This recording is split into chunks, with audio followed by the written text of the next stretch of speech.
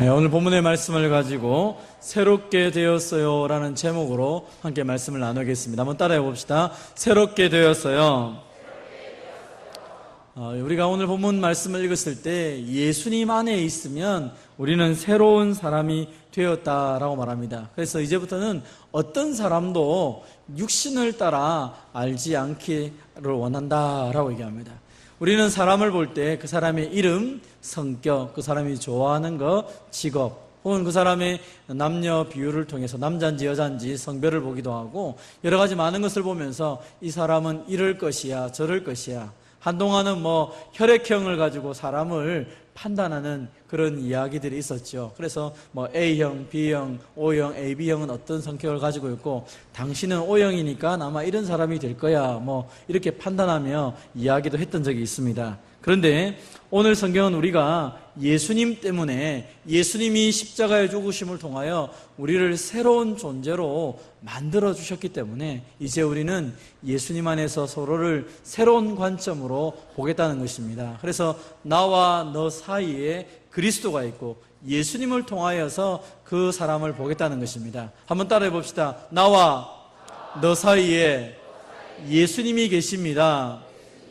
그래서 이제는 예수님을 통하여서 그 사람을 보게 되는 것이죠. 그러면 오늘 5장 17절에 있는 것처럼 그리스도 안에 있으면 새로운 피조물이라는 것이죠. 이전에 이 사람이 어떤 성격을 가졌든지 어떤 삶을 살았든지 예수님 안에서 이 사람은 이제 새로운 존재가 되었다는 것입니다. 리모델링을 한 것이 아니라 아예 새 것을 교체하고 교환하고 새 것을 만들어 놓았다는 것이죠. 그래서 예수님 없던 나와 예수님을 믿는 나는 천지 차이라는 것입니다. 그래서 우리가 예수님 안에서 새로운 피조물이라면 이제 우리가 어떤 모습으로 우리가 바라봐야 될지를 말씀을 통해 살펴보고자 합니다. 먼저 하나님은 우리를 어떻게 창조하셨는지, 그리고 창조된 우리가 어떤 모습으로 살아왔는지를 먼저 살펴보기를 원합니다. 한번 따라해 봅시다. 아름답게 창조되었으나 죄로 인하여 왜곡된 우리의 모습. 성경을 보면 하나님이 우리를 만드셨을 때 아주 아름답게 만드셨다 말씀하고 계시죠. 창세기 2장에 보면 하나님이 땅의 흙으로 사람을 지었는데 생기를 그 코에 불어넣으니까 살아있는 존재가 되었다라고 말합니다. 사람이 죽으면 어떻게 됩니까? 흙으로 돌아가죠. 여기서 흙이라는 단어도 참 재밌습니다. 이 더스트, 먼지로 표현하죠. 우리는 워낙 우리의 땅이 좋아서 진흙 같은 땅을 생각하지만 이 팔레스타인 땅은 다 이게 그 먼지 같은 훌 날아다니는 이런 날아가는 흙이기 때문에 성경에서도 흙이라고 표현할 때 더스트, 먼지라고 표현했습니다. 먼지 같은 우리를 하나님이 생기를 불어넣어서 살아있는 사람이 되었다라고 말하고 있습니다. 사람이 죽으면 어떻게 됩니까?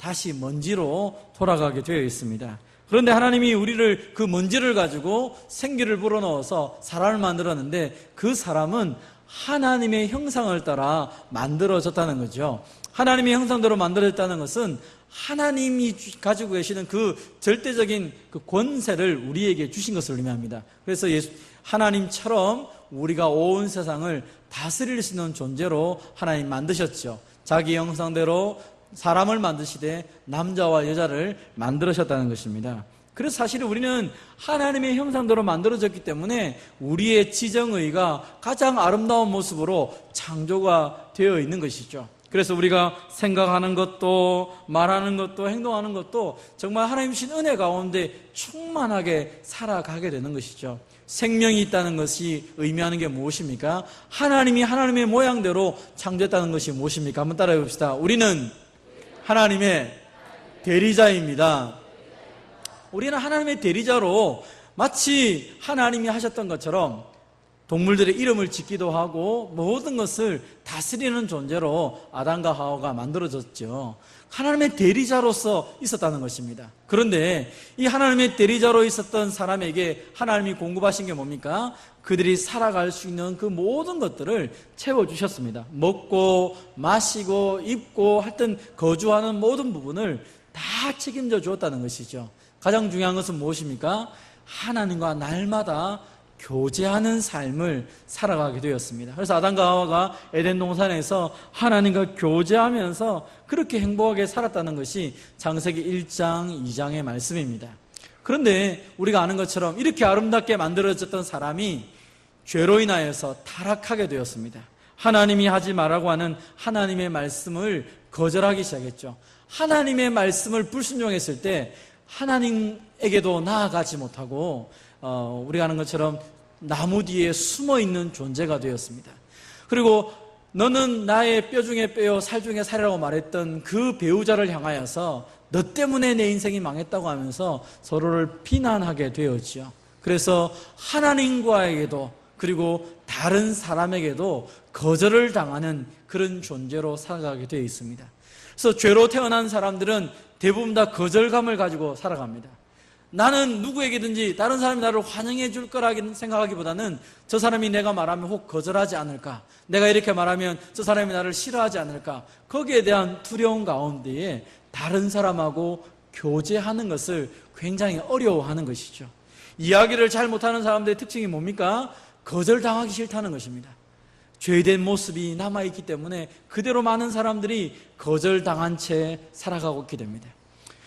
하나님께 거절당했던 사람이 발견한 것이 무엇입니까? 하나님 말씀을 어기고 선악을 알게 한 나무를 따먹고 나니까 자신의 있는 벌거벗은 부분뿐 아니라 자신의 죄악된 모습을 발견하게 되고 수치감 가운데 살아가게 됩니다. 그리고 죄책감 가운데 빠지게 되었죠. 여러분, 죄로 태어난 사람이 이 땅 가운데 살아가는 가장 큰 그 사람의 형태 중에 하나가 수치심을 갖는 것입니다. 그리고 죄책감 가운데 살아갑니다. 크게 잘못을 하지 않았는데도 사람들이 이야기하는 이야기를 하다 보면 굉장한 수치감 가운데 살아가는 사람들이 있습니다. 왜 그렇습니까? 죄의 영향력 안에 왜곡된 우리의 모습이 되어버리고 말았습니다. 그리고 하나님의 대리자로 살아가던 사람이 죄 때문에 그 하나님의 대리자인 권세를 잊어버리고 나니까 약하고 무능력한 사람이 되어버리고 말았습니다. 뭔가를 자기가 자신을 보호하려고 해도 보호할 만한 힘이 없는 존재가 되었다는 것입니다. 영적으로 죽어버렸기 때문에 이 타락된 육신을 가지고 살아가다 보니까 이러한 형편 속에서 사람들이 정신적으로 영적으로 어려움을 당하는 것이 오늘날 사람들의 모습이 되었다는 것입니다. 그 사람들은 이 거절당한 모습들, 수치감을 당했던 모습들, 약하고 무력한 것을 자신의 힘으로 회복하려고 합니다. 자신의 방법대로 그것을 채우려고 하는 것이죠. 내가 누군가에게 소속이 되려고 하니까 그것이 하나님이 채워주시는 소속감으로 빠져들어가야 되는데 그렇지 못하니까 내가 하려고 하다 보니까 문제가 생기는 것입니다. 하나님께로 돌아가서 하나님 앞에 하나님이 주시는 회복을 누려야 되는데 하나님의 회복이 아니라 자기 힘으로 살아가려고 하다 보니까 사람들은 점점점 더 하나님과 멀어지게 되고 점점점 죄책감과 수치감에 빠져서 살아가게 된다는 것입니다. 사랑하는 성도 여러분, 이 거절함 때문에, 이 수치감과 죄책감 때문에 사람들은 점점 자기만의 성을 쌓아가기 시작하고 왜곡된 모습으로 자기를 바라보며 다른 사람들도 판단하게 되는 것입니다. 그러나 이러한 우리들을 하나님이 불쌍히 여기셔서 하나밖에 없는 아들 예수님을 이 땅에 보내셔서 우리를 회복시켰다라고 오늘 성경은 또한 말하고 있습니다.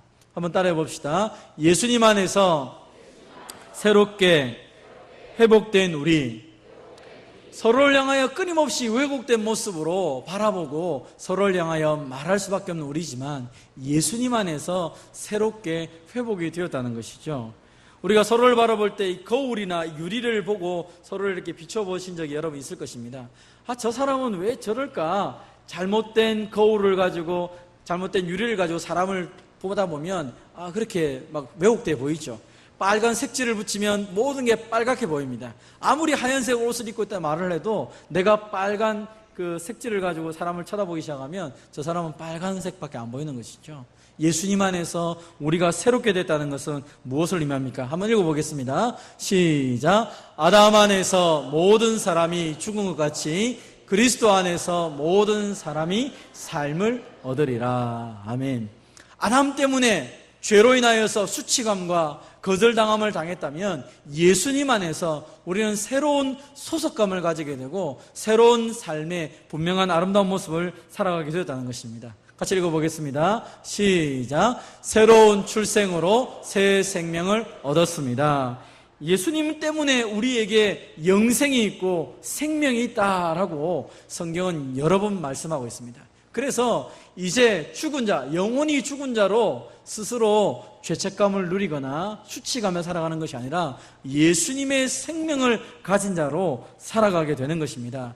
여러분, 내 안에 예수님의 생명이 있다는 말은 무엇을 의미합니까? 예수님으로 나의 존재가 뒤바뀌었다는 것입니다. 존재가 바뀌면 무슨 일이 벌어집니까? 신분이 바뀌는 것입니다. 한번 따라해 봅시다. 새 생명은 새 신분을 부여합니다. 그래서 우리는 오늘 본문 말씀처럼 새로운 피조물이 되었다, 예수님 안에서 새로운 피조물이 되었다라고 말하는 것입니다.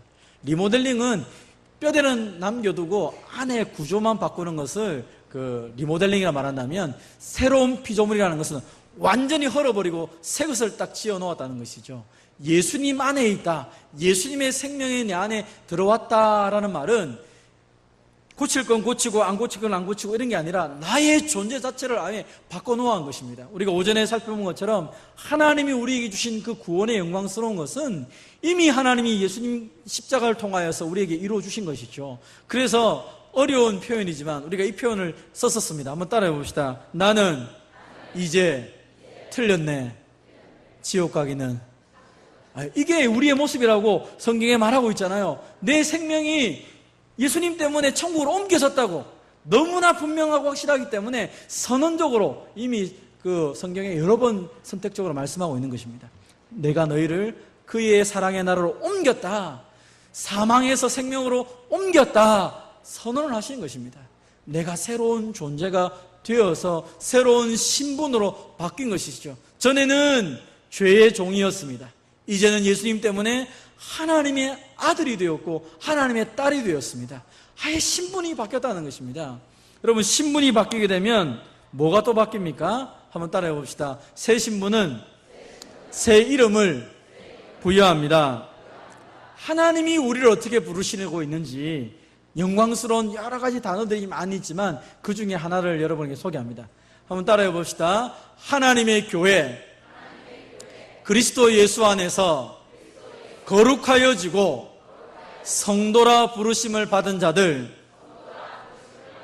그게 바로 저와 여러분을 가리켜 하는 말씀이죠. 여러분, 여기 성도다 이렇게 말하니까 목사님, 성도는 집사보다 못하고 집사는 장로보다 못하고 이렇게 여러분 생각하십니까? 여기서 말하는 성도라는 단어는 성자라고 우리가 표현하는 그 단어와 비슷합니다. 여러분, 이런 거 있잖아요. 아주 위대한 사람을 보고 말할 때, 야, 저 사람은 진짜 성자다. 성 어거스틴이 너무 대단하니까 성이란 글자 하나 더 붙여가지고 저 사람 참 거룩한 사람이야, 성 어거스틴, 성 마리아, 이렇게 말하는 거 있지 않습니까? 그 단어가 저와 여러분의 이름 앞에 붙어 더 있다는 것입니다. 좀 무식하지만 제가 표현하면 이래 됩니다. 성 최종혁, 이렇게 불려진다는 것이죠. 이게 하나님이 우리를 부르시는 관점의 이름이라는 것입니다.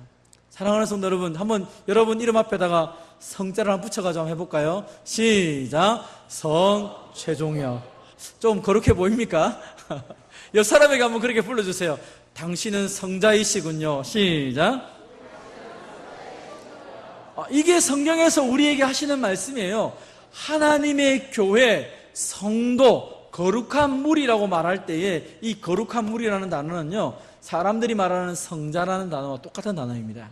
근데 하나님이 우리를 예수님 안에서 그렇게 불러주고 계시고 우리의 이름을 성도, 최종혁 이렇게 불러준다는 것이죠. 우리를 그렇게 하나님의 교회로 불러주신다라고 말씀하고 있습니다. 그런데 우리는 어떻게 생각합니까?